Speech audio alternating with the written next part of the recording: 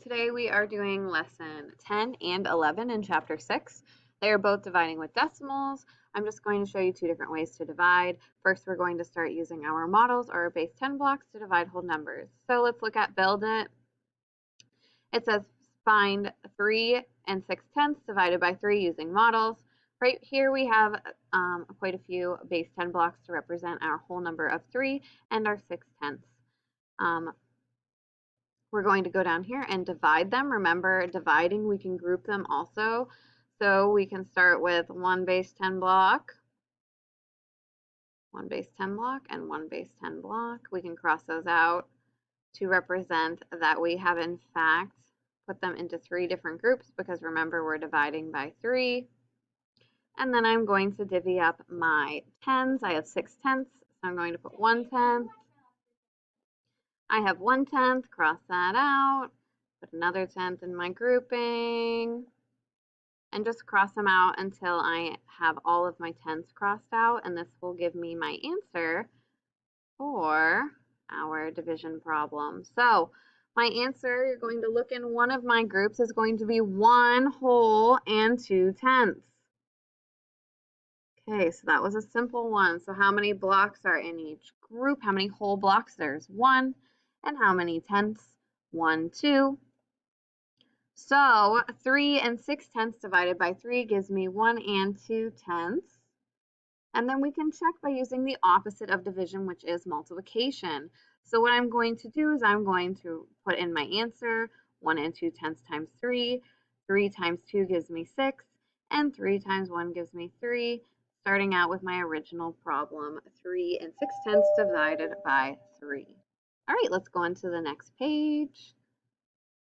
So it says try it. Find 4 and 8/10 divided by 2 using models. I have my base 10 blocks here to show me 4 whole and 8/10. Mrs. Wiley is going to draw 2 circles because we are dividing it by 2. Again, I apologize for my drawing. I'm trying the best I can. So let's start out with our whole numbers. We have 4, so I'm going to put 1 block, cross it out, another block in my other circle, cross it out, and it looks like I have enough for 2 whole blocks. Perfect.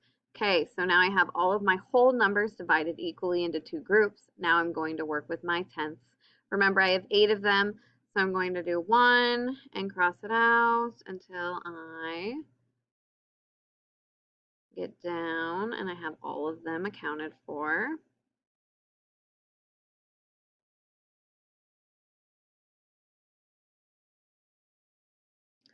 So remember to cross them out or else you can get confused. Okay, so I divided them. All of my tens and my whole numbers are accounted for. I can look and my answer is going to be in one of these circles. So I have 2 whole base 10 blocks and 4/10. How many whole blocks are in each group? 2. And how many tenths are in each group? 4.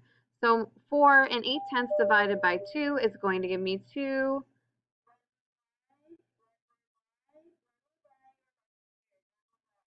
decimal 4/10. We can use multiplication to check our answer. Our answer is 2 and 4/10. Let's check to see if it works out and we get our original division problem. 2 times 4 is 8, and 2 times 2 is 4. Our answer checks out. So I would like you to skip these talk about problems. We talked about it through this video. I would like you just to do numbers 3, 4, 5, and 6, and I would like you to draw those. You can draw them just like Mrs. Bliley did with squares and lines. That is perfect, and that will be for your lesson today. And then quickly, I'd like to skip the homework. I would like to hop to lesson 11. Mrs. Bliley is just going to go over this really quickly, have a few problems, and then we are going to call it a day.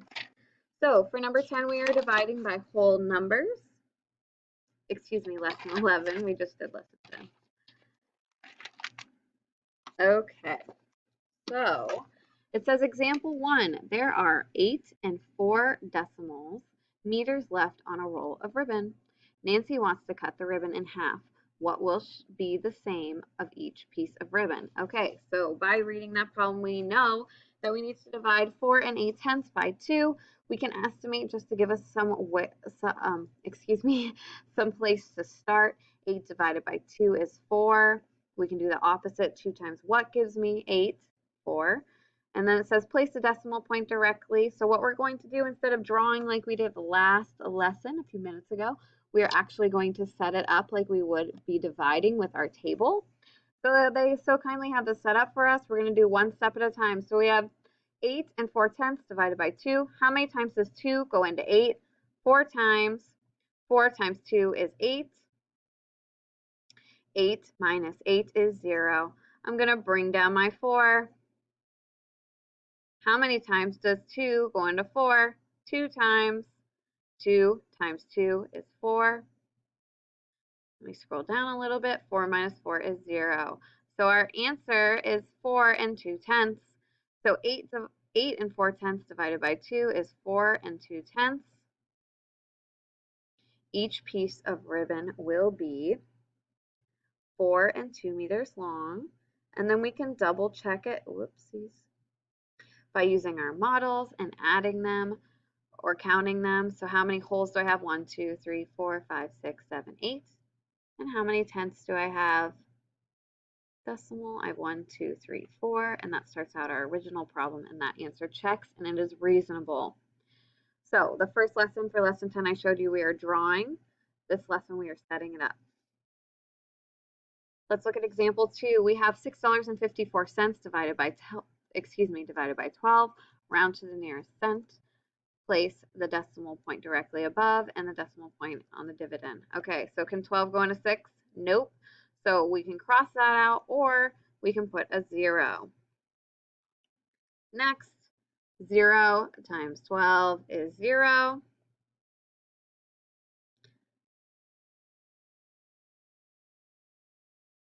Okay, ignore that. Sorry, that was a mistake. So next we're going to see how many times does 12 go into 65. Okay, so let's think. 12, that's a little challenging. Let's count by 5s. I think 12 times 5 gives me 60 if I remember right. So we're going to put a 5 up top. 12 times 5 gives me 60. Please ignore that 0 that Mrs. Bliley put. And then we're going to subtract. 65 minus 60 gives me 5. I'm going to bring down my 4. Next, I have 12 times what is closest to 54. I'm going to put a 4. 12 times 4 gives me 48. And then I'm going to subtract. 54 minus 48 is 6. Bring down my 0. 12 times what gives me 60? Remember 5. 5 times 12 is 60. And then I'm going to subtract. 0 minus 0 is 0. 6 minus 6 is 0. So when we divided $6.54 divided by 12, we found that with 0.50 or 545 thousandths. So we can round that up to 55 cents, excuse me. And we can check our answer by doing the opposite of division, which is multiplication. Okay, Mrs. Bly would like to try 2 more problems with you, and then I will give you some practice problems to try on your own for practice. Let's try. We have 3 into 48 and 33 hundredths. Okay, can 3 go into 4? Yes. How many times can 3 go into 4? 1 time. 1 times 3 is 3. Subtract. 4 minus 3 is 1. Bring down my 8. Can 3 go into 18? 3 go into 18. Yeah, 6 times. Put my 6 up top. 6 times 3 is 18. Subtract. 18 minus 18 is 0. Bring down my 3. 3 can go into 3 1 time. 1 times 3 is 3. Subtract again. 3 minus 3 is 1.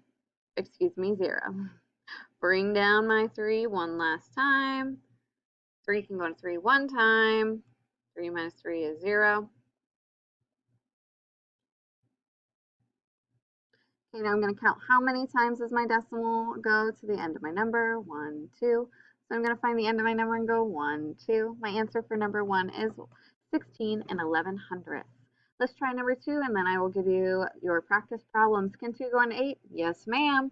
4 times.